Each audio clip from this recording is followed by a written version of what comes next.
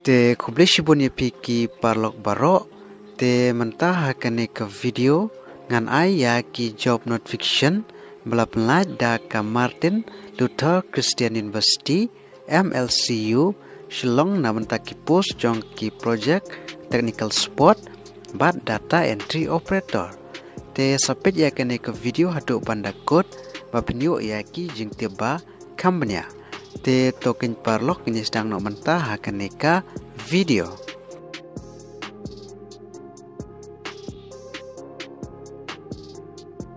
Ka Martin Luther Christian University ka code application ye phi namenta kini ki post jong ki project technical support bat data entry operator hapo ka ICMR funded research project bat kalastat ban sumit ya ki application form go jong phi kadai hadu ka arpoi trek ujun arajar arpusau te namenta ki post jong ki project technical support kabalai ki nombor ki post ki belaj kadon tangkawai bat namenta ka jinsiu kabalai pho hajar sanspa arpau haka shibnai bat namenta ki karan pule ki shim mi ki bla pendep ya ka master jong ka social work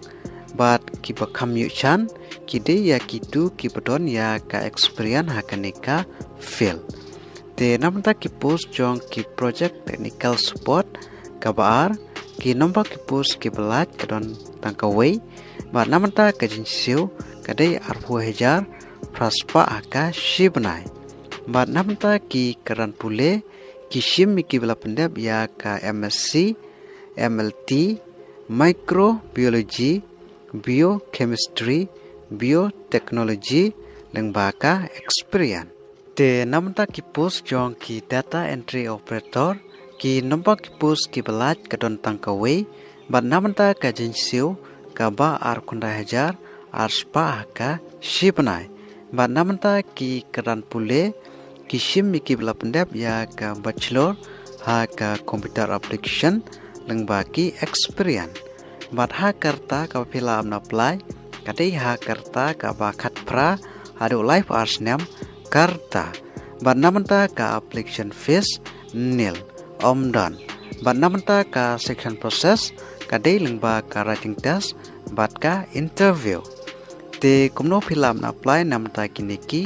post te parlok lada pidon kamon bat ki karan pule pila aban apply lengba ka circulum vitae sha OHR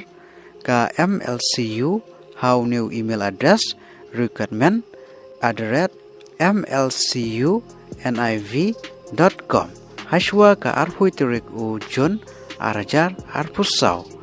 te parlok hakane ka video tang kini jiben tep balada pidon kano kepat ka ba pimpat saibha sengwa ban komen hakane ka video bat ban share sekip parlok ki jongpi ya kane ka video kuble shibon